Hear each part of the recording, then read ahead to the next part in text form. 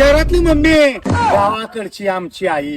आमच्या शहरातली मम्मी सकाळी उठून मॉर्निंग वॉकला फिरायला जाते. आमच्या आईला असलं फिरायला काही गरज लागत नाही. पहाटे 4 वाजल्यापासून बिचारी अंगण साफ करत्या, घर साफ करून घेत्या, धुणं भांडी करत्या, परत आम्हाला आंघोळीसाठी चुलीवर गरम पाणी करून देत्या. एवढं करून सुद्धा ग बसत नाही बिचारी. तिथनं उठते ती, परत गोट्यात जात्या, गोटा साफ करत्या, गाय म्हशीसनी धुत्या, त्या दोन्हींच्या धारा काढून घराकडे येत्या.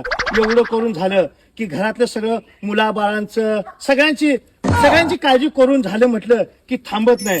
परत ती धावपळीसाठी परत शेताकडे जात्या, शेतातली कामं करत्या, येताना जनावरांनी चारा घेऊन येत्या. एवढं करून बिचारी दिवसभर असतं धावपळीमध्ये असत्या. तिला विश्रांती सुद्धा मिळत नाही. कशाला लागते तिला मॉर्निंग वॉकला आणि हे जायला. दिवसभर काम करून तिचा पिट्टा पडला असतोय. अशी आमची गावाकडची आई आहे.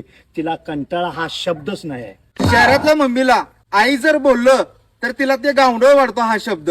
म्हणून ती म्हणते मदर बोल, मॉम बोल असं तिला आवडते. ते मदर मम्मीपेक्षा जगात एकच शब्द प्रसिद्ध आहे, आई. आई हा शब्द असं काळजातून जर बाहेर आला तर असा चेहऱ्यावर आनंद फुलते. लक्षात ठेव, आई या शब्दाचा तुला अर्थ माहित आहे काय? आई या शब्दाचा सर्वात महत्व एवढं आहे की आई या शब्दात तुला अर्थ माहित नाही, सांगतो, ऐकून घे.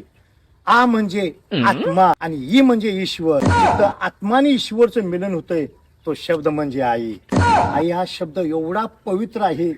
आम्ही कामावरून घरी आलो किंवा शाळेतून घरी आलो तर आम्ही पहिल्यांदा आई कुठं आहेस ग, आई काय करतेस, आई चहा दे, आई जेवाय वाट, आई भूक लागले.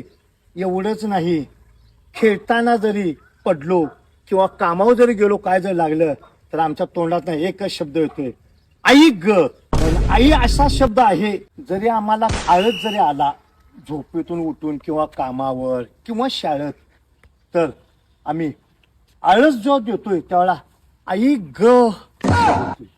कारण आई हा शब्द एवढा प्रेमळ आहे, ममता भरलेलं, वात्सल्य भरलेलं असा हा शब्द आहे. तुझ्या मदर्स शब्दापेक्षा किंवा तुझ्या मम्मीपेक्षा आई हा शब्द जगात भारी आहे.